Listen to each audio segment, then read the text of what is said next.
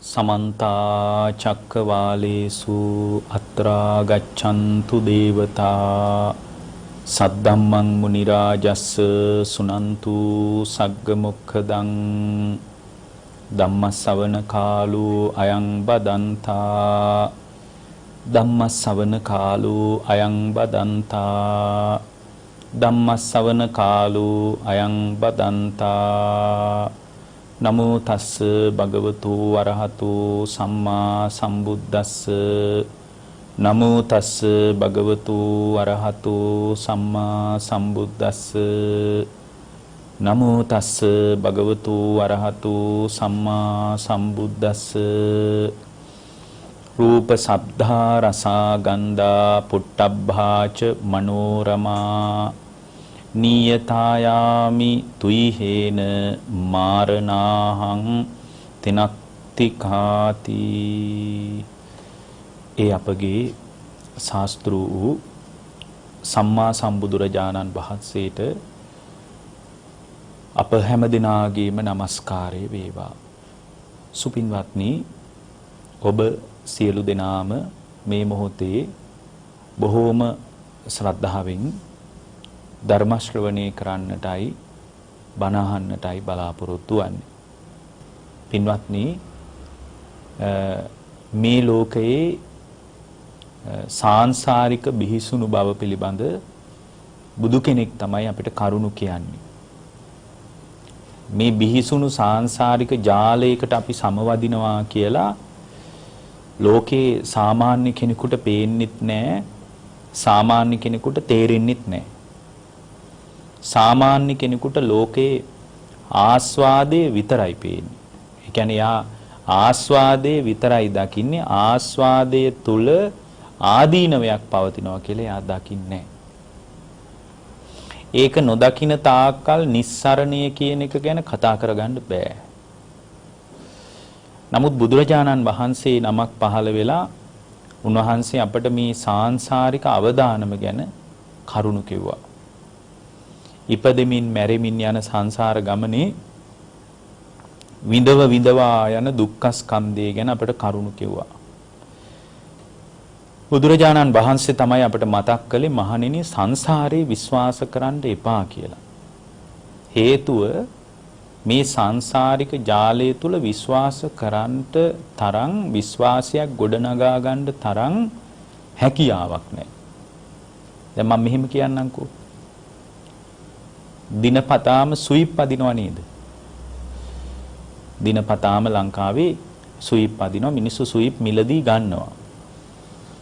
දැන් අද තියෙන ලොකුම දිනුම ඔබට ඇදුනොත් විශ්වාස කරන්න පුළුවන්ද? අහම්බෙන් වෙන්න පුළුවන්. පුරාණ පුණ්‍ය විපාකයකුත් බලපාලා එහෙම වෙන්න බැරි කමක් නැහැ. දැන් අද තියෙන ලොකුම දිනුම ඇදෙනවා. හෙටත් ඇදෙනවා කියලා හිතමු. පිළිගන්න පුළුවන්ද? පුළුවන්. අහඹු ලෙස එහෙමත් වෙන්න පුළුවන්. අනිද්දාත් ලොකුම දිනුම ඇදෙනවා කියලා හිතන්න. දැන් ඔන්න විශ්වාස කරන්න ටික ටික අමාරුයි. ඇයි? හැමදාම ලොකුම දිනුම ඇදෙනවා කියනවනම් ඔය විදියට ලංකාවේ දිනපතාම සුයිප් අදිනකොට ඒකේ දෙවැනි තුන්වෙනි දිනුම් නෙමෙයි. ලොකුම දිනුම ඔබට ඇදෙනවා කිව්වොත් ඒක වෙන්න පුළුවන්ද? අපි එහෙම හිතමු අවුරුදු 100ක් එක දිගට නතර නොවි ලංකාවේ සුයිප් වල ලොකුම දිනුම ඔබට ඇදෙනවා. ලොකුම දිනුම තමයි ඔබට ඇදෙන්නේ. පුළුවන්ද විශ්වාස කරන්න? අමාරුයි. සිද්ධ විය හැකි සම්භාවිතාවයේ 1%ක්වත් නැහැ. ඇයි දිනපතාම එහෙම වෙන්න පුළුවන්ද? බෑනේ. හැබැයි කවුරු හරි කෙනෙක් එහෙම කිව්වත් විශ්වාස කරන්න. සසර විශ්වාස කරන්න එපා. දිනපතාම ලොකුම දිනුම ඇදෙනවා කියලා කිව්වත් ඒකත් වෙන්න පුළුවන් කියලා හිතන්න. හැබැයි සාංශාරික ජාලයේ යහපත් කියලා කවුරු හරි ඒත්තු ගන්නවනවා නම් නෑ සංසාරේ හරිම ෂෝක් හරිම සනීප එකක් කියලා කියනවා නම් ඒක නම් විශ්වාස කරන්න එපා. ඇයි? බොහෝ දුක්ඛ ස්කන්ධයන් එක්ක ගෙවාගෙන එන සංසාරයක් තියෙන. මේ සංසාරේ වර්ණනා කරන්න දෙයක් නෑ පින්වත්නි. මේ සංසාරයේ ප්‍රශංසා කරන්න දෙයක් නැහැ. මේ සංසාරේ හරීම අවදානම් සාගතයි. ඒ අවදානම් සංසාරික ක්‍රියාවලියක් තුල තමයි අපි නැවතිලා ඉන්නේ. ඉතින් මේ අවදානම් සහිත ක්‍රියාවලියක් තුල බුදුරජාණන් වහන්සේගේ ධර්මයේ තුල පිළිසරණ හදා ගන්නවා විනා වෙන කරන්න දෙයක් නැහැ. බුද්ධ දේශනාවේ තියෙනවා මේ ඔක්කොම අර්බුදය තමන් තුළ ගොඩනැගෙන මමත්වය පාදක කරගෙන ඇති වෙන සක්කාය දිට්ඨිය තමයි අර්බුදය. එතකොට මේ සක්කාය දිට්ඨිය තියෙන්න ජීවිතේ ඉඳුල් වෙනවා කෙලෙස් වලින්. ජීවිතේ ඉඳුල් වෙන්න දෙන්න එපා. කෙලෙස් වලින් ජීවිතේ ඉඳුල් වුණාට පස්සේ තමයි ඒ ජීවිතේ රාගයෙන් මුසපත් වෙන්නේ. රාගයෙන් මුසපත් වෙනවා, ද්වේෂයෙන් මුසපත් වෙනවා, මෝහයෙන් මුසපත් වෙනවා. ඒ මුසපත් වෙච්ච ජීවිතයේ ධර්මයක් දියුණු කරගන්න විවෘත වෙන්නේ. ඊට පස්සේ ධර්මයට හරිම උදාසීනයි. භාවනාවට හරිම උදාසීනයි. භාවනාවට හරීම කම්මැලිකමක් ඇති වෙනවා. ඒ කම්මැලිකමත් එක්ක මෙයාගේ සිහිනුවන බිඳ වැටෙනවා. සති සම්පජඤ්ඤය කඩා වැටෙනවා. කඩා වැටෙනකොට ඉන්ද්‍රිය සංවරයේ බිඳ වැටෙනවා. ඉන්ද්‍රිය සංවරයේ බිඳ වැටුනොත් ඒ ජීවිතේ ඉඳුල් වෙලා. ඒ ජීවිතේ ඉඳුල් වුණාට පස්සේ ඒ ජීවිතේ පිලුණු වෙනවා. දැන් ඉඳුල් වුණාම ඉක්මනට පිලුණු වෙනව නේද? සමහර ආහාර පාන තියෙනවා ඒක බෝතලයක හරි කොහේ හරි තියනකම් හොඳයි. ඊට පස්සේ ඒකට මොකක් හරි ඒක විවෘත කරලා හැන්දක් ඒකට ඔබලා ඒකෙන් අනුභව කරන්න පටන් ගත්තාම වැඩි කල පවතින්න බෑ. දැන් දියර කිරි තියෙනවා ඒවා කැඩුවට පස්සේ කඩනකම් තියාගන්න පුළුවන්. කැඩුවට පස්සේ තියාගන්න බෑ. කැඩුවට පස්සේ දවසින් දෙකෙන් ඒක ඉවර කරන්න ඕන. ඉඳුල් ඒ හේතුව මොකද්ද? ඉඳුල් කළාම පිලුණු වෙනවා. මේ ජීවිතයත් ඉඳුල් වුණොත් ඉක්මනට පිලුණු වෙනවා.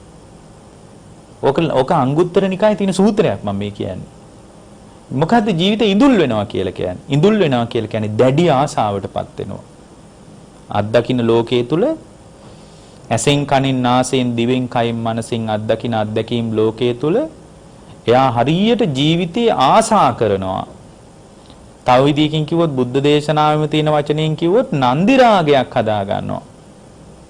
රූපය කෙරෙහි, ශබ්දය කෙරෙහි, ගන්ධ සුවඳ කෙරෙහි, රසය කෙරෙහි, පහස කෙරෙහි නන්දියක් රාගයක් හදා ගන්නවා. නන්දි රාගයක් ඇති වුණොත් එහෙම ඒකට තමයි කියන්නේ ජීවිතේ ඉඳුල් වෙනවා කියලා. ජීවිතේ ඉඳුල් වුණාම මොකද වෙන්නේ? ඉඳුල් වුණාම ඉක්මනට පිලුණු වෙනවා. පිලුණු වෙනවා. මොකද්ද පිලුණු වෙනවා කියන්නේ? පිලුණු වෙනවා කියලා කියන්නේ රාගයෙන්, ද්වේෂයෙන්, මෝහයෙන් Tamanගේ හදවත පිරෙනවා. ඊට පස්සේ පිලුණු වෙච්ච දෙයකට වෙන දේ මොකද්ද? කවුද පිලුණු වෙච්ච දෙයකට කැමති? පිලුණු වෙච්ච දෙයකට කැමති පිරිසක් ඉන්නවා. කවුද? ඒ තමයි මැස්සෝ. පිලුණු වෙච්ච දේවල් වලට මැස්සෝ පෙම් බඳිනවා. එතකොට පිලුණු වෙච්ච දේවල් වලට මැස්සෝ පෙන් බඳින නිසා ඒ මැස්සන් විසින් එලවා පහර දෙනවා. මැස්සන් කියලා කියන්නේ කෙලෙස් වලට. පින්වත්නි, දැඩි ආසාවෙන් Taman අත්දකින්න ලෝකේ ඉඳුල් කරගත්තොත් රාගයෙන්, ද්වේෂයෙන්, මෝහයෙන් ඒ ජීවිතේ පිලුණු වෙලා යනවා. ඒ පිලුණු වීම නිසාම මැස්සන් නම් කෙලෙස් විසින් එලවා පහර දෙන්න පටන් ගන්නවා. කෙලෙස් විසින් එලව පාර ගහන මිනිහෙක් වෙන්න එපා. ඒකෙන් නිදහස් වෙන්න බලන්න. ඒකෙන් නිදහස් වෙන ක්‍රමයේ තමයි පින්වත්නි හොඳට සිහිය උපද්දව ගන්න එක. සිහිය උපද්දව ගන්නවා. සිහිය උපද්දව ගත්තට පස්සේ එයා දැනගන්නවා මේ ආයතනික ඉන්ද්‍රිය පරාසය මගේ වසඟේ නෑ කියලා. ඒකයි අර මුලින් මතක් කරපු ගාථාවේ තියෙන්නේ. රූප, ශබ්දා, රසා, ගන්ධා, පොට්ටබ්බාච මනෝරමා නීයත යාමි තුයිහේන. මේ හිත ඇලෙන යම් රූප තියෙනවා නම් බුද්ධ දේශනාවේ තියෙනවා මායයට කරන අභියෝගයක්. හිත ඇලෙන යම් රූපයක් තියෙනවා නම් පාපී මායය ඒ රූපයයිති නුඹට.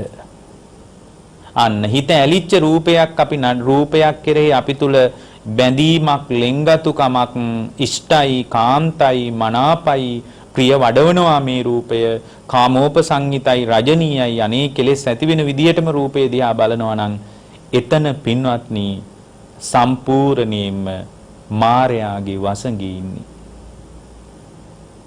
මායාගේ වසඟේ ඉන්නේ. ඒ බඳු රූප බුදුරජාණන් වහන්සේ මතක් කරනවා පාපී මාරේ හිත ඇලෙන යම් රූපයක් තියෙනවා නම් මං ඒ රූපය ඔබටම දෙනවා. ඒකෙන් මට වැඩක් නෑ. එතකොට මායාගේ වසඟයට යන්නේ හිත ඇලිච්ච රූපයට තමන් ලෙන්ගතුකම් පානකොට එයා මාර වසඟෙන් ඉවත් වෙච්ච කෙනෙක් නෙමෙයි. අන්න බලන්න. එහෙනම් මාර වසඟෙන් ඉවත් වෙන්න තියෙන්නේ කොහොමද? රූප, ශබ්දා, රසා, ගන්ධා, පොට්ටබ්බාච මනෝරම. රූප, ශබ්ද, ගන්ධ, රස, පොට්ටබ්බ, ධම්ම කියන දේවල් කෙරෙහි හිත අලවාගෙන ඉන්නවා. හිත අලවාගෙන ඉන්නවා. හිත අලවාගෙන ඉන්නකොට පින්වත්නි එයා මායාවේ වසඟේ ඉන්නේ. මොකද හිත ඇලෙන යම් රූපයක් තියෙනවා නම් ඒ රූප සියල්ලම මායාට අයිති දේවල් විදිහටයි ධර්මයේ පෙන්වන්නේ.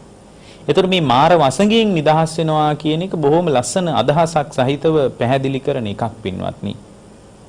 දැන් බුදුරජාණන් වහන්සේලාගේ ක්‍රමය තමයි මේ ලෝකේ සක්කාය දිට්ඨිය දුරු කරගෙන අවබෝධයේ පැත්තට ශ්‍රාවකයාගේ නම්‍යශීලී භාවයක් හදන එක. එතකොට තමයි සාංශාරික ජාලය පිළිකුල් වෙලා යන්නේ. එහෙම නැත්නම් මේ සක්කාය දිට්ඨිය දුරු වෙන තාක්කල් සංසාරේ වර්ණනා කර කර ඉන්නේ. සංසාරේ දුකයි කිව්වට යාට තේරෙන්නේ නැහැ. රාගයෙන් මුසපත් වෙන්න එපා, ද්වේෂයෙන් මුසපත් වෙන්න එපා, මෝහයෙන් මුසපත් වෙන්න එපා. ඇහෙන් දකින රූපේ නිසාම රාගය හදන්නත් එපා, පටිගය හදන්නත් එපා, ඇහෙන් දකින රූපයට මුලා වෙන්නත් එපා කියලා කිව්වට ඒක කතාවක් විතරයි. මුලා නොවී ඉන්න පුළුවන්කමක් නැහැ. ඇයි? ඉතින් යාට තේරෙනව නෑ රූපේ ආස්වාද ජනකයි කියලා. රූපේ ආස්වාද ජනකයි කියලා තේරෙනවා. නමුත් බුද්ධ දේශනාව අපිට උගන්වනවා ඔබව පෙළන යම් කාරණයක් තියෙනවා නම් ඒ පෙළන කාරණේම පදනම් කරගෙන අවබෝධයේ පැත්තට එන්න කියලා. ඒ කියන්නේ නිවන් අවබෝධ කරන කෙනෙකුට මේ අත්දකින්න අත්දැකීම තුලම තමයි කමඨහනක් මතු කරගන්න තියෙන්නේ. දැන් අපි හිතමු පින්වත්නි රාගික ජීවිතය තුල පවා දැන් රාගය කියන්නේ අපි හිතමු ලිංගික ජීවිතය කියලා. ලිංගික ජීවිතය තුල පවා කමඨහනක් මතු කරගන්න බලන්න. අන්න ඒ වගේ තියුණු ප්‍රඥාවක් තියෙන කෙනෙක් තමයි ධර්මය අල්ලන්නේ. එච්චර තියුණු ප්‍රඥාවක් තියෙනවා. එතකොට ලිංගික ජීවිතය තුල ඒක මේ අනවශ්‍ය කුණු කතාවක් නෙමෙයි. ලිංගික ජීවිතය තුල පවා ආස්වාදය කයයි පහසයි කාය විඥානයයි එකතු වීම නිසා යම් ඇතිවෙන ආස්වාදයක් තියෙනවා නම් කයයි පහසයි කාය විඥානයයි නිරුද්ධ වී යනකොට ස්පර්ශේ නිරුද්ධ වෙනකොට ආස්වාදේ නිරුද්ධ වෙලා යනවා නේද කියලා යම් කෙනෙක් දැක්කොත් එයාට එතනම අවබෝධයේ පැත්තට එන්න පුළුවන්. බලන්න කොච්චර ලස්සන ධර්මයක්ද අපි ඉස්සරහා තියෙන්නේ. ජීවිතේ ප්‍රේමයේ පැත්තට ඇදිලා යනකොට පෙම්මතුන් විදියට ජීවිතේ ගෙවන එකට බුදුදහම විරෝධයක් දක්වන්නේ නැහැ. හැබැයි ඒ ජීවිතයේ ASCII කමඨහනක් දකින්න. ඒක ගිහි ජීවිතේට බාධාවක් නැහැ. හිතන්න සංසාරේ මේ හැමෝම මගේ පෙම්මතුන් වෙලා ඉන්න ඇති. ඇයි එච්චර දිගයිනේ සංසාරේ? සංසාරේ මේ සියලු දෙනාම මගේ පෙම්මතුන් පෙම්මතියන් වෙලා ඉන්න ඇති. එතකොට මේ සංසාරයේ ස්වභාවය තේරුම් අරගෙන ප්‍රේමේ මුසපත් නොවි එදිනෙදා ජීවිතේ මොකද ප්‍රේමය නිසාම ශෝකේ උපදිනවා. එතකොට ප්‍රේමේ යථාර්ථයේ තේරුම් ගත්තාම ශෝකේ උපදින්නේ නැහැ. ඇයි ප්‍රේමතෝ ජායති ශෝකෝ කියලානේ කියන්නේ? ප්‍රේමතෝ ජායති භයං. ඊට පස්සේ ප්‍රේම කරාට පස්සේ ඒ ප්‍රේම කරන දේ තමන්ගේ වසඟේ තියාගන්න බැරි වෙයි කියලා බයත් උපදිනවා. වෙන කෙනෙකුට අයිති වෙයි, මට නැති වෙයි. ඔය විදිහේ ගොඩාක් දේවල් නිසා බයත් උපදිනවා. ප්‍රේමයෙන් මිදිච්ච තැනක, ප්‍රේමයේ යථාර්ථයේ තේරුම් ගත්ත තැනක තමයි අවබෝධයේ පැත්තට ඒ ශ්‍රාවකයාගේ හිත නැමෙන්නේ. ඒකට ගිහි ජීවිතේ බාධාවක්ද නැහැ. හොඳට ගිහි ජීවිතේ ගෙවන්න පුළුවන්. ගිහි ජීවිතේ බාධාවක් නෙමෙයි. එතකොට මේ අත්දකින්න හැම අත්දැකීමක් අස්සෙම පින්වත්නි නිවන සම්බන්ධ පණිවිඩය, නිවන සම්බන්ධ කතාව, නිර්වාණය සම්බන්ධ රහස සැඟවිලා තියෙනවා. ඒක මතු කරගන්න බලන්න. මේ ලෝකේ මේ අපිට උපත් දෙකක් තියෙනවා. එකක් තමයි පින්වත්නි මව් කුසකින් බිහි වෙන උපත. ඒකට කාරණා තුනක් බලපානවා. එකක් තමයි මව්පියන්ගේ එකතු වීමක් තියෙන්න ඕන. ඊළඟ කාරණේ තමයි ගන්ධබ්බේගේ පැමිණීමක් තියෙන්න ඕන. ඒ කියන්නේ ප්‍රතිසන්දි විඥානයේ කලලයට බැහැ ගන්න ඕන. කාරණා දෙකයි. ඊළඟ එක තමයි මාතානං උතුණී හෝති. අම්මා ඍතුමත් වෙන්න ඕන. ඒ කියන්නේ කාන්තාව වැඩි වියටපත් වුණු කෙනෙක් වෙන්න ඕන. ඔන්න ඔය කාරණා තුන තිබ්බොත් එතන ජාතිය පහළ වෙන්න හොඳයි. ජාතියට අවශ්‍ය පරිසරය හැදෙනවා. ප්‍රතිසන්දි විඥානයක් පැමිණෙනවා, මව්පියන්ගේ එකතු වීමක් තියෙනවා, ගන්ධබ්බේගේ ඒ කියන්නේ ප්‍රතිසන්දි විඥානයේ පැමිණෙනවා, මවගේ ඍතුමත් භාවයක් තියෙනවා. අම්මා ඍතුමත් කෙනෙක්. දැන් මෙතන පින්වත්නි අවබෝධයට මේ ජාතියට අදාළ කාරණා තුනම සම්පූර්ණයි. හැබැයි ඉපදෙන මැරෙන ලෝකේ මේ දරුවෝ හම්බ වෙනවා කියන එක මහා අරුමයක් නෙමෙයි. මේ ලෝකේ අරුම පුදුම උපතක් තියෙනවා. විස්මිත උපතක් තියෙනවා. ලෝකේ ශ්‍රේෂ්ඨ උපතක් තියෙනවා. මොකද්ද? ආර්ය ජාතියේ පහළ වීම. අර අඟුලිමාල මහරහතන් වහන්සේ කියන්නේ කොහොමද? ආර්යා ජාතෝ නාබි ජානාමි සංචිත්ත පානං ජීවිතාවෝ රෝපේතා තේන සච්චේන සොත්තිතේ හෝතු සොත්ති ගබ්බස්සාති. ආර්යා ජාතෝ නාබි ජානාමි මම ආර්ය ජාතියේ ඉපදුණු දවසේ හිට සත්තු මරලා නැහැ. කවුද මේ විදිහට ප්‍රතිවේද කරන්නේ? අඟුලිමාල මහරහතන් වහන්සේ. මම ආර්ය ජාතියේ යම් දවසකද පහළ වුණේ එදා ඉඳලා මම සත්තු මැරුවේ නැහැ. ඒක ලෝකේ සත්‍යයි. ඒ සත්‍ය බලයෙන් මේ අම්මා සුවසේ දරුවා බිහි කරන්න ඕන කියලා උන්වහන්සේ අදිෂ්ඨාන කළා. එහෙමනම් ආර්ය ජාතියට එන්න තියෙන්නේ සද්ධා, සීල, සුත, ත්‍යාග, පඤ්ඤා කියන ඉන්ද්‍රිය ධර්ම ටික දියුණු කර ගැනීම. අර දැන් ගැබක දරුවෙක් පිළිසිඳ ගන්න බලපාන කාරණා තුනක් තියෙනවා.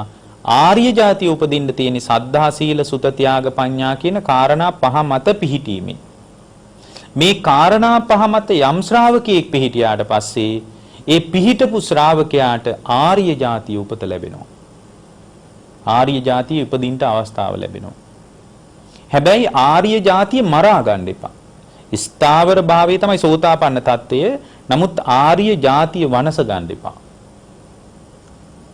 මේ පිරිහිච්ච ලෝකේ ආර්ය ජාතිය ඕනම වෙලාවක වෙනසිලා යන්න පුළුවන්. ඕනම වෙලාවක වෙනසිලා යන්න පුළුවන්. දැන් බුද්ධ කාලේ වුණත් හිටිය සමහර අය ඒගොල්ලන් ධර්ම මාර්ගයෙන් බැහැර වුණා. ධර්ම මාර්ගයෙන් බැහැර වුණේ සමහර පරිහරණය කරන දේවල් මත. ඒ කියන්නේ ඒ පුද්ගලයාට ඇස කන නාසය දිවකය මනස කියන Taman ගොඩනගා ගන්න අත්දැකීම් ඔය ටිකින්නේ ගන්න. ඔයිට වඩා වෙන එකකින් අත්දැකීම් ගන්නෙ නැහෙනේ. ඔය අත්දැකීම් ටික ගන්නකොට එයාට සති සම්පජඤ්ඤේ පිහිටුවාගෙන සිහිනුවන උපදවාගෙන ඉන්ද්‍රිය සංවරය හදාගෙන ලෝකේ අත්දකින්න බැරි වුණා. ලෝකේ අත්දකින්න බැරි වෙච්ච නිසා ඇහින් දකින රූපේ යා වෙනසුවා. කනින් අහන ශබ්දය යා වෙනසුවා. නාසයට දැනෙන ගඳ සුවඳ වෙනසුවා. දිවට දැනෙන රසය යා වෙනසුවා. ඔය සමහර හාමුදුරුවෝ හිටිය අවංකව මහාන උනේ. මහාන වෙලා ටික කාලයක් යනකොට බැලුවා මේ පිටිපස්සෙන් යන්න වෙන්නේ පින්ඩපාතේ වැඩියත් ඉස්සරහා අපේ ගරු කරන පිළිවෙල තමයි සංගමහලු පිළිවෙලටනේ අපි ගරු කරන්නේ. එතකොට සංගමහලු පිළිවෙලට ගරු කරනකොට සාමාන්‍යයෙන් පිළිවෙලට යනකොට අලුතෙන් පැවිදි වෙන අය පිටිපස්සෙන් තමයි නිය වයස අදාළ නැහැ. එතකොට වයස අදාළ නැහැ. අපි සංගමහලු පිළිවෙලට ගරු කරන නිසා මේ පැවිද්දට ආදුනික අය මේ පැවිද්දේ ප්‍රාමාණික පැවිදි ජීවිතය තුළ ස්ථාවර වෙච්ච අයට වන්දනාමාන කරමින් ගරු බුහුමන් කරමින් උපදෙස් ලැබමින් කටයුතු කරන්නේ. සමහර උපදෙස් ගන්න කෙනා වැඩිමහල් කෙනෙක් වයසින් අඩු කෙනෙක් වෙන්න පුළුවන්. නමුත් වැඩිමහල් කෙනෙක් වුණත් මේ යාට ඉතින් අපේ සංගමහලු පිළිවෙලට තමයි ගරු බුහුමන් කරන්න වෙන්නේ. රහත් උනත් එහෙමයි. රහත් උනත් සංගමහලු පිළිවෙලට අපි ගරු කරන්නේ. රහත්කම අදාළ නැහැ. හිතන්න අවුරුදු අවුරුදු 40ක විතර කෙනෙක් රහත් වුණා කියලා. එතකොට රහත් වුණ කෙනේ එයා මහාන වෙලා තියෙන අවුරුදු 35න් විතර කියලා හිතන්නේ. එතකොට අවුරුදු 5ක් වෙනවා පැවිදි වෙලා. හැබැයි අරහත් නිකලස් වෙලා. නමුත් එයා නිකලස් වුණාට, ඒ උත්තමයා නිකලස් වුණාට හිතන්න අවුරුදු 20න් විතර පැවිදි වෙච්ච කෙනෙක් ඉන්නවා කියලා. එතකොට අවුරුදු 20න් විතර පැවිදි වෙච්ච කෙනෙක් එයාට අවුරුදු 30ක් විතර වෙනවා, අවුරුදු 10ක් වෙනවා කියලා අපි හිතමු. එතකොට 30 අවුරුදු 10ක් විතර වෙනවා. එහෙනම් අර රහත් වෙච්ච හාමුදුරුවන්ට කලින් තමයි අර ස්වාමීන් වහන්සේ පැවිදි වෙලා තියෙන්නේ. එතකොට ඒ ස්වාමීන් වහන්සේ සෝතාපන්නවත් නැති වෙන්න පුළුවන්. නමුත් පින්වත්නි අර රහතන් වහන්සේ අර භික්ෂුවට වන්දනා කරනවා. හේතුව අපි ගරු කරන්නේ සංඝමහලු පිළිවෙලට. ඒතොර කෙනෙක් කියන්න පුළුවන් ආපෝ රහතන් වහන්සේ නමක් මොකටද එහෙම වදින්නේ කියලා. රහත්කම කියන්නේ පුද්ගලික දෙයක්. මේ බුදුරජාණන් වහන්සේ පෙන්නලා දුන්න ආකෘතිය පුද්ගලික දෙයක් නෙමෙයි. ඒක පොදු සංඝයාට අයිති නිර්ණායකයක්. රහත්කම මට පුද්ගලික වෙන්න පුළුවන් මගේ අවබෝධය. මම ලබාගත් අවබෝධයක් තියෙනවා නම් ඒක අතිශය පුද්ගලික තත්ත්වයක්. ඔබ ලබාගත් අවබෝධයක් තියෙනවා නම් අරහත්ත්වයක් ඒකත් පුද්ගලික තත්ත්වයක්. පුද්ගලික කතා පොදු සංඝ සමාජයේ සංස්ථාවට අදාළ නැහැ. දැන් අද නිකන් අවබෝධයේ හුවා දක්වන ගතියක් තියෙනවා. ඒක පින්වත්නි බුදුදහමේ ක්‍රමය නෙමෙයි. අවබෝධයටපත් වෙච්ච කෙනෙක් ඒක හුවා දක්වලා වැඩකුත් නැහැ. මේ පිරිහිච්ච සමාජයට තමන්ගේ අවබෝධය මොකටද පෙන්වන්නේ? ඇයි ඉතින් මේ ධර්මයක් දියුණු කරගත්ත කෙනෙක් පිරිහිච්ච ලෝකයෙන් මේ කාමභෝගී ලෝකයෙන් මොකක්වත් බලාපොරොත්තු වෙන්නේ නැත්නම් පින්වත්නි තමන්ගේ අවබෝධය ප්‍රකට කරගෙන මොකටද අමාරුවේ වැටෙන්නේ? අමාරු වැටෙන්න ඕනේ නැහැ. එතකොට අමාරුවේ නොවැටෙන ශ්‍රාවක භාවයක් හදා ගන්නවා නම් බුදුරජාණන් වහන්සේ අපට වදාළේ තමන්ගේ ආධ්‍යාත්මය ඕනෑවට වඩා ප්‍රකට කරන්න යන්න එපා. තමන්ගේ අවබෝධය ප්‍රකට කරන්න එපා. ඒක ප්‍රකට කරලා වැඩක් නැහැ පින්වත්නි. ඒක ප්‍රකට කරලා කිසිම තේරුමක් නැහැ. එතකොට ඒක ප්‍රකට කරලා තේරුමක් නැත්තේ දැන් ඒ අවබෝධය කියන එක අතිශය පුද්ගලික තත්ත්වයක්. ඒ නිසා අපේ සංඝමහලු පිළිවෙලට වන්දනා කරන්නේ මේ අලුතෙන් මහාන වෙච්ච හාමුදුරුවෝ ටිකක් වයසක කෙනෙක් අවුරුදු 40ක් 45ක් වෙන කෙනෙක්. හැබැයි ශ්‍රද්ධාවෙන්ම පැවිදි වුණේ. දැන් ශ්‍රද්ධාවෙන් පැවිදි වෙලා දැන් අවුරුදු 45ක් විතර. ඉතින් මේ හාමුදුරුවෝ බැලුවා මගේ දරුවෝ වගේ අය ඉස්සරහින් යනවා. මම උන්වහන්සේලාගේ පිටිපස්සෙන් යනවා. මං වගේ කෙනෙක් මොකටද එහෙම යන්නේ? ඔන්න යාට හිතිච්ච දේ. බලන්න මේ පැවිදි වුණත් මාන්නක්කාරකම එකපාර මතුවෙලා ඉන්න පුළුවන්. ඔය මාන්නේ ආවොත් එහෙම ප්‍රතිඵල නැහැ ධර්මයේ. පුදුම තරම් නිහතමානී වෙන්න ඕනේ. ඒක ධර්මයේ දියුණු කරගෙන යනකොට ඒ නිහතමානීකම එනවා. නිහතමානීකම එනවා. හොඳ රාජභෝජනේ වළඳලා හිටියත් ඉඳුල්බත් ටිකක් හරි කන්න පුළුවන් විදිහට හිත හැදෙනවා. ඒ ධර්මයක් නැති වුණාට පස්සේ තමයි හිස් මාන්නේ ඔළුවට එන්නේ. ඒ මාන්නේ ආවොත් ධර්ම මාර්ගයේ වෙනසෙනවා පින්වත්නි. මේක තේරෙන්නේ නැහැ ගොඩක් දෙනෙකුට. මාන්නේ, මකු බව, ගුණ මකුකම, බද්ධ වෛරේ, රාගය, ద్వේෂය, මෝහය වගේ Tamanගේ හිත උපක්ලේශ වලින් වැහුනොත් එහෙම ආධ්‍යාත්මික ප්‍රවේශේ වෙනසිලා යනවා. ආධ්‍යාත්මික වනස ගන්න එපා. ඒක හරි හානියක් අපිට.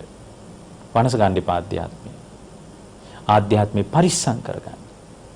දැන් මාන්නේ වගේ දෙයක් ආවොත් එහෙම ආධ්‍යාත්මේ වෙනසිනවා කියන්නේ දැන් ඔබ දන්නවා ඇති ඔය චන්න හාමුදුරුවෝ අන්තිමටම මේ බුදුහාරු පිරිනුවම් පෑවන් පස්සේ තමයි යන්තම් අවබෝධයට ආවේ. පැවිදි වුණා. පැවිදි වෙලා මේ හරියට මාන්නෙන් හිටියා. මොකද එයා හිතුවේ මේ එයා නිසා තමයි බුදු වුනේ කියලා. ඒ භික්ෂුව කල්පනා කළා මේ මම නිසා තමයි බුදු වුනේ. හේතුව එදා මං ඇසල හඳ පායලා තියෙන රෑ මම තමයි කැටුව ගියේ. කන්තකත් අරගෙන මම තමයි ගියේ. එතකොට එයාට හරියට හිතේ තිබුණා වෛරයක් අර සාරිපුත්ත මහරහතන් වහන්සේ වගේ භික්ෂුන් වහන්සේලා.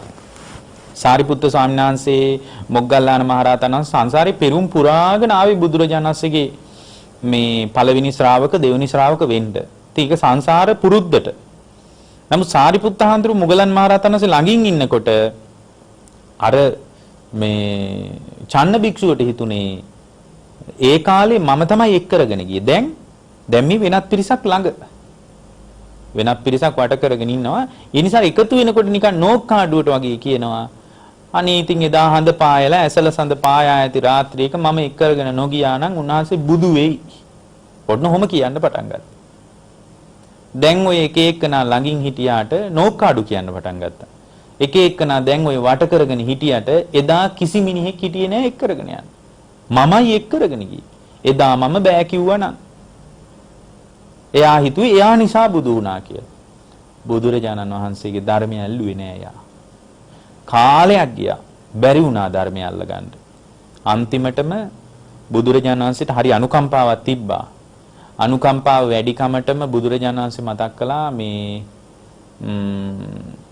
පිරිනිවන් පාන්න කිට්ටු වෙලාවේ ආනන්ද හාමුදුරුවෝ කිව්වා ආනන්ද මේ චන්න ධර්ම මාර්ගයට ආවේ නෑ. ඒ වුණාට චන්න මට උදව් කළා. චන්න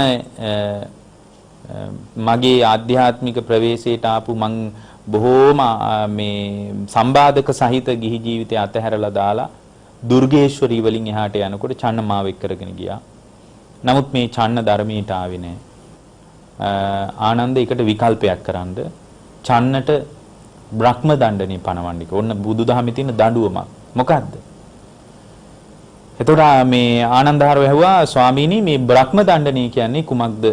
බ්‍රහ්ම දණ්ඩනේ කියන්නේ ආනන්ද චන්නට ඕන කෙනෙක් එක්ක කතා කරන්න පුළුවන්. හැබැයි චන්නත් එක්ක ඔබලා කතා කරන්න යන්න එපා. සංඝයා කතා කරන්නේ චන්න කතා කරાવી. ඉතින් මේ කාරණේ ගිහින් චන්න භික්ෂුවට ආනන්ද හාමුදුරුවොත් එක්ක බුදුරජාණන් පිරිනිවන් පෑවහම ආනන්ද හාමුදුරුවොත් එක්ක පිරිසක් ගිහින් ওই කතාව කිව්වා. බුදුරජාණන් වහන්සේ පිරිනිවන් පාන්න කලින් චන්න ඔබට බ්‍රහ්ම දණ්ඩනේ පනවන්න කිව්වා.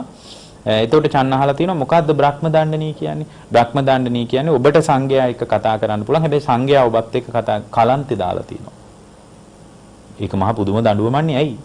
මේ ගොඩාක් අය ඉන්නවා. මම කතා කරන්න හදනවා. ඒ අය ඇහුන්නේ නැහැ වගේ ඉන්නවා. කලන්තේ දාලා තියෙනවා. අන්තිමටම සැතපුම් ගානක් දුර ගෙවාගෙන ආනන්දහාරු ළඟට ඇවිල්ලා කාලයක් දැන් කවුරුත් කතා කරන්නේ නැහැ. අනේ ආනන්දයන් වහන්සේ මට උදව් කරන්න. මට කොහොම හරි මේ දුක නිමා කරගන්න උදව් කරන්න කියලා යන්තම් ධර්ම මාර්ගය තුල ස්ථාවර වුණා. ධර්ම මාර්ගයේ වැහුවේ චන්න භික්ෂුව තුල තිබුණු මාන්නේ. පින්වත්නි මේ හිත හදාගත්තේ නැති කෙනෙකුට ධර්මය අල්ලන්න බෑ කිව්වේ ඒකයි. දැන් සාරිපුත්තයන් වහන්සේ වගේ භික්ෂුවක්.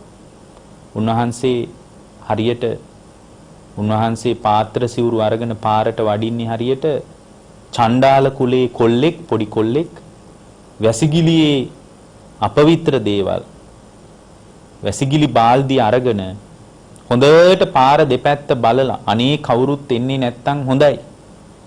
ඉහළ කුලයක කෙනෙක් ආවොත් මම ඉවරයි කියලා හිතාගෙන බොහොම යටහත් පහත්ව යම් විදියකින්ද චණ්ඩාල කුලයේ කෙනෙක් පාරට බහින්නේ ඒ විදිහටයි සාරිපුත්තයන් වහන්සේ පිණ්ඩපාතේ වැඩි. බලන්නේ නිහතමානීකම.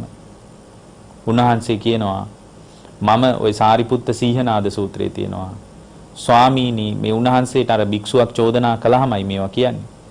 ස්වාමීනි මම හරියට ඉන්නේ අහස වගේ. ඇයි? ස්වාමීනි මේ අහසේ මිනිස්සු චිත්‍ර අඳින්න හැදුවට ඒක කරගන්න බෑ. මේ ලෝකයේ ඇහෙන වචනෙන් මම කැළඹෙන්නේ නැතු ඉන්නේ යන්නේ ඒ විදියටයි. ස්වාමීනි මම හරියට ඉන්නේ ගංගා නම් ගඟ වගේ. මේ ගඟ ළඟට මිනිහෙක් ඇවිල්ලා පන්දමක් අරගෙන ඇවිල්ලා ඔන්න බලන්න මම මේ ගඟ රත් කරනවා කියලා කියනවා නම් ස්වාමීනි එහෙම කරන්න බෑ. මේ මිනිස්සු බණිනේවා කියනේවා මම දකින්නේ ඒ විදියටයි. මම ඉන්නේ ගංගා නම් ගඟ වගේ. ඒ කියන්නේ මාව අවුලවන්න බෑ මේ කෙනෙක්ගේ වචන දෙක තුනකට. අපි පොඩි දෙයකින් අවුලවන්න පුළුවන්. එතකොට මේ ಗುಣධර්ම තමයි තමාව පරිස්සම් කරන්නේ. දැන් අර භික්ෂුව කල්පනා කළා අර මුලින් කියාපු භික්ෂුව කල්පනා කළා මගේ දරුවෝ වගේ අය ඉස්සරහින් යනවා මම පිටිපස්සෙන් යනවා. මොකටද එහෙම යන්නේ? මං වගේ මම සමහරට සල්ලි භාගෙත් තියෙන කෙනෙක්ද දන්නේ නැහනේ. මං වගේ හොඳ ආර්ථික හයියක් හොඳට කාලා බීලා හිටපු මිනිහෙක් පැවිදි වෙලා වුණත් එහෙම වෙන්න ඕනේ නැහැ. එහෙම වෙන්න ඕනේ නැහැ. මම මොකටද එහෙම වෙන්නේ? දැන් අද ගිහියෝ අතරත් එහෙම නැද්ද? ඒකට ගිහියෙක් වුණත් පන්සලට ආවත් බලනවා මං වගේ මිනිහෙක් කොහොමද වාඩි වෙන්නේ? මං වගේ කෙනෙක් මොන වගේ තැනකද ඉඳගන්නේ? මං වගේ මිනිහෙක් මේ වගේ තැනක ඉඳලා හරියයිද? එහෙම කල්පනා කරන්නේ නැද්ද? කල්පනා කරනවා. ඒ අර මාන්නකාරකම ආවට පස්සේ අර ಗುಣධර්මයක් දිනු කරගන්න එක වැහිලා යනවා. අද මිනිසුන්ට වෙන දෙයක් ඒක. ඉතින් මේ විදිහට අර ස්වාමීන් කල්පනා කරලා මේ පිණ්ඩපාතේ බලද්දී පිණ්ඩපාතෙත් බොහොම ප්‍රියමනාපව නෑ. පාත්‍රයට දානි ටික වැටුණට ඒ දානි ටික වළඳලා සතුටෙන් වළඳන්න පුළුවන් විදිහට රස පහස නෑ ඒ කෑමේ. මොකද ඉස්සරහින් හාමුදුරන්ට බෙදාගෙන ඇවිල්ලා අන්තිමටම ඉතුරු වෙන ටික තමයි හම්බ වෙන්නේ. සමහරවිට බොහොම ප්‍රණීත භෝජන බෙදලා ඉවරයි. ඒවා හිස් භාජන. මේ හාමුදුරු බැලුවා හොඳම දේ තමයි හිමීට ගෙදර පැත්තෙත් කැරකිලා මේ මහාන උණේකේ ඉතින් මේ දානි පාත්‍රයට වැටෙන ටිකත් අරගෙන ගෙදර යන එක කියලා නෝන හැමදාම උයලා තිබ්බා. අන්න බලන්න යා කඩා වැටෙන විදිය. ඊට පස්සේ අර හාමුදුරු හැමදාම පුරුද්දක් කරගත්ත ගෙදරට යන්න. අන්තිමටම බිරිඳ කිව්වා ඔය කිසි තේරුමක් නැහැ. එක්ක මට මගේ පාඩුවේ ඉන්න දෙන්න. එක්ක මට වෙන විවාහයක් කරගන්න දෙන්න. તો ඔබ වහන්සේ නම් ඔහොම ගිහින් පිරිනිවන් පායි. මම මොනවද කරන්නේ? අඬලා තියෙනවා. අනේ එහෙම කියන්න එපා. මං ඉන්නම්. අපි දෙන්න පරණ විදියටම ජීවිතේමු කියලා. දැන් බලන්න මේ භික්ෂුව අමාරුවේ වැටෙන්නේ හදන්නේ මොකක් නිසාද? ඒ භික්ෂුවට එළඹ සිටි සිහිය තිබුණේ ඉන්ද්‍රිය පරිහරණය තුල. අද ගොඩාක් දෙනෙක් අමාරුවේ වැටෙන තැනක්. සති සම්පජඤ්ඤේ සහිතව ඇස කන නාසය දිවකය මනස පරිහරණය කරගන්න බැරි වී. ඒ නිසාමයි කෙලෙස් නැමැති මැස්සන් විසින් එළව ආයේ ජීවිතේට පහර ගහන්නේ. එළව පහර ගහන්නේ ඒකයි. එතකොට මේ සක්කාය දිට්ඨිය දුරු වුණාට පස්සේ තේරෙනවා මේ ජීවිතය මම හිතන තරම් ලස්සන එක නෙමෙයි. මේ ජීවිතය තුළ මම හිතන මම ප්‍රාර්ථනා කරන මම බලාපොරොත්තු වන தত্ত্বය අත්දකින්න ලැබෙන්නේ මේ ජීවිතේ ළඟදි මට මගේ හැරිලා යනවා. මොකද අනිත්‍යතාවයේ මත මේ ලෝකයේ පිහිටා තිබෙනවා. ඒ බඳු පිහිටි ලෝකයක් තුලයි මගේ වාසය තීරණය වෙලා තියෙන්නේ. ඒ නිසා මේ ජීවිතය මම හිතපු මම ප්‍රාර්ථනා කරපු මම බලාපොරොත්තු වුණ එක නෙමෙයි කියලා Tamanට තේරෙනවා. එතකොට එහෙම දකිනකොට අත්දකින්න හැම සිද්ධියක් තුළම සිහිය පවතිනකොට තේරේවි මේ පවතින ජීවිතය තුළ වසඟ වෙන්න ඉෂ්ට වශයෙන් කාන්ත වශයෙන් මනාප වශයෙන් ප්‍රිය උපද්දවන වශයෙන් ඉෂ්ඨාකාන්තා මනාපා පිය රූපා කාමෝපසංහිතා කාමෝපසංහිත වශයෙන් කැමැත්ත පදනම් කරගෙන බැසින්ට රජනියා කෙලෙස් ඇති කරගන්න විදියට පරිහරණය කරන්න ඕන එකක් නෙමෙයි කියලා තේරෙයි. ඒක බුද්ධ ශාසනයක දායාද වෙච්ච ශ්‍රාවකයෙකුට විනා ලෝකේ කාටවත් ඒ කතාව දකින්න බෑ. ලෝකේ කාටවත් ඒක පේන්නේ නෑ. එතකොට මේ සක්කාය කියන එක පදනම් කරගෙන තමයි දෘෂ්ටිගත වීමක් ඇති වෙන්නේ. සක්කාය දිට්ඨිය කියන්නේ ඒකයි. මොකද්ද සක්කාය කියන්නේ? ධර්මයේ තියෙන ඕක හරි ලස්සනට විස්තර වෙනවා. සක්කායෝ සක්කායෝති අය්‍යෝ උච්චති කතමානුකෝ අය්‍යෝ සක්කායෝ උත්තෝ භගවතාති. මේ මොකද්ද මේ සක්කාය කියලා බුදුරජාණන් වහන්සේ වදාළි කියලා එක තැනක සාකච්ඡාවක් ඇති වෙනවා. එතකොට මේ භික්ෂුණියක් ඒකට උත්තර දෙන්නේ. ඒ භික්ෂුණිය කියනවා පංචකෝ ඉමේ ආවුසෝ පංච උපාදානස්කන්ධා සක්කායෝ උත්තෝ භගවතා සෙය්‍යති දන් රූප උපාදානස්කන්ධෝ වේදන උපාදානස්කන්ධෝ සංඤූපදානස්කන්ධෝ විඥාන උපාදානස්කන්ධෝ සංකාර උපාදානස්කන්ධෝ විඥාන උපාදානස්කන්ධෝ ඉමේකෝ ආවුසෝ පංච උපාදානස්කන්ධා සක්කායෝ උත්තෝ භගවතාති. සක්කාය කියලා කියන්නේ පංච උපාදානස්කන්ධය ගැනයි.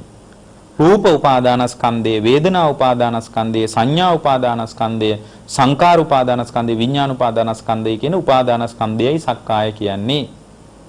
සක්කාය කියන්නේ උනෝකටයි. එතකොට සක්කාය සමුදය කියලා කියන්නේ මොකද්ද? ওই සක්කාය දිට්ඨිය දුරු කරගන්න ඕන සක්කාය සමුදය දැනගන්න ඕනනේ.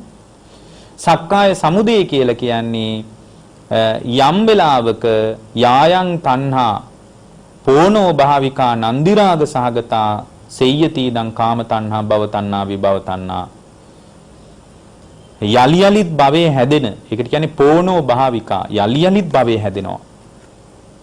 යලි යලිත් භවයේ හැදෙනවා. ආස්වාදයෙන් ඇලෙන. ඒකට කියන්නේ නන්දිරාග සහගතා. අපි ආස්වාදයෙන් ඇලෙන්නේ නැද්ද? අපි ආස්වාදයෙන් ඇලෙනවා. ගිය තැන සතුටෙන් පිළිගන්න. ඒකට කියන්නේ తත්‍ර తත්‍රාබිනන්දිනී. යම් තණ්හාවක් ඇද්ද මොනවද? කාම තණ්හා. කාම තණ්හා කියන්නේ ඇස කන නාසය දිව කය ඔස්සේ කැමැත්ත පදනම් කරගෙන ලෝකයට පිවිස කැමැත්තෙන්ම ලෝකේ අවුස්සනවා. ලෝකේ හාර අවුස්සනවා. ආහාර අවුස්ස තමන් කැමති රූප හොයනවා. ඒකට කියන්නේ කාම පරිේෂණය කියලා. ඊට පස්සේ හොයන්න පරිේෂණම් පටිච්ච ලාභෝ හොයන ඒවා ලැබෙනවා. ලැබෙනකොට ලැබෙන එකට බැඳෙනවා. ඕක තමයි අපිට වෙලා තියෙන්නේ. ලැබෙන එකට බැඳෙනවා.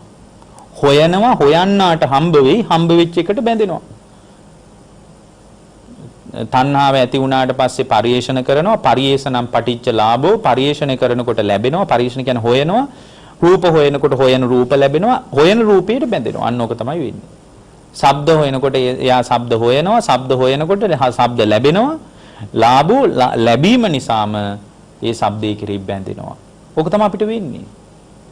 ඒ බැඳුනාම බැඳිච්ච රූපයේ පදනම් කරගෙන බැඳිච්ච ශබ්දේ පදනම් කරගෙන බැඳිච්ච ගඳ සුවඳ රස පහස පදනම් කරගෙන බැඳිච්ච තැන්වල විපාක පිණිස කර්ම හැදෙනවා. රහතන් වහන්සේට වෙන්නේ රහතන් වහන්සේට නොවෙන්නේ ඔන්න ඕකයි. රහතන් වහන්සේට නොවෙන්නේ යලි භවයේ හැදෙන පෝනෝ භාවික පුනර්භවයේ නෑ. ආස්වාදයෙන් ඇලෙන නන්දි රාග සහගතේ නෑ. ගිය තැන සතුටින් පිළිගන්න තත්‍රාභිනන්දනේ නෑ. නැති නිසා උන්වහන්සේට මේ ලෝකේ රූප දැක්කාම ඒ රූප දැකලා ඒ රූප නිමිති මතක තියාගෙන ආයි රූප හොයන්න හිතෙන්නේ නැහැ ලෝකෙට ගිහින්. හොයන්න නැතිකොට ලැබෙන්නේ නැහැ. ඒ හොයන්නාටනේ ලැබෙන්නේ. හොයන්නාට හම්බෙයි කියලා කතාවක් තියෙන්නේ. ලැබෙනකොට ලැබිච්ච තැන්වල බැඳිලා විපාක පිණිස කර්ම හැදින්නේ. ඇයි හෙව්වේ නැහනේ. හෙව්වේ නැත්තේ ලැබුන්නේ නැහනේ. ලැබුන්නේ නැත්තේ හෙව්වේ නැති නිසානේ. හෙව්වේ නැත්තේ තණ්හාව නැති නිසා. ඒතකොට තණ්හාවටයි සක්කාය හට ගන්නවා කියලා කියන්නේ. තණ්හාව නිරුද්ධ කරන එකයි සක්කාය නිරෝධය කියලා කියන්නේ. සක්කාය දිට්ඨිය කියලා කියන්නේ තණ්හාව පදනම් කරගෙන ඕන සක්කාය දිට්ඨිය ගැන හකුලුවා කිව්වොත් තණ්හාව පදනම් කරගෙන පංච උපාදානස්කන්ධයේ කෙරෙහි දිට්ඨිගත වීමක් මගේ ආත්මය කියලා බැඳී යාමක් තියෙනවා නම් අන්න ඕකටයි සක්කාය දිට්ඨිය කියන්නේ. ඔන්න ඕක නැති කරගත්තට පස්සේ ජීවිතේ එපා වෙන්නේ නැහැ. සමහර අය හිතනවා මහාන වෙන්න වෙයි හිතේ කියලා. එහෙම එකක් නැහැ. සක්කාය දිට්ඨිය දුරු වුණාම තමයි හරි සනීපෙට ජීවිතේ ගෙවෙන්නේ. ඇයි? ප්‍රවේශමක් තියෙනවා, ආරක්ෂිතයි. සීල විපත්තියක් බලපාලා දුගතියට යන්නේ නැහැ. දිට්ඨ විපත්තිය බලපාලා දුගතියට යන්නේ. ඇයි? සක්කාය දිට්ඨිය දුරු වෙලානේ. චිත්ත විපත්තිය බලපාලා දුගතියට යන්නේ නැහැ. හිත පිරිසුදුයිනේ. ආජීව විපත්තිය බලපාලා දුගතියට යන්නේ. ඇයි? සක්කාය දිට්ඨිය දුරු වෙනකොට ආජීවයේ નિરાයසෙන් පිරිසුදු වෙනවා. සීල විපත්තිය, චිත්ත විපත්තිය, දිට්ඨ විපත්තිය, ආජීව විපත්තිය කියන විපත්ති හතරම නැති නිසා සුගතියේ යනවමයි. අන්න බලන්න රැකවරණේ. මේ පාංශකූල නොදුන්නාට කාර්යයක් නැහැ. 7 දවසේ දානි අවුලක් නැහැ. 3 මාසෙට දානි 7 දවසේ බණ 3 මාසේ බණ කිසි ප්‍රශ්නයක් නැහැ. ඒ දෙන කෙනෙක් මෙහෙ දුයි ගත්තාවේ සක්කාය දිට්ඨිය දුරු කරොත් එයා තමන්ගේ වැඩපිළිවෙල තුල ස්ථාවරයි. තමන්ගේ වැඩපිළිවෙල තුල ස්ථාවරයි. එයාට විඳින්න තියෙන දුක හරියට අතට ගත්ත ගල් කැට 7ක් වගේ. ජීවිත 7කින් හමාරයි.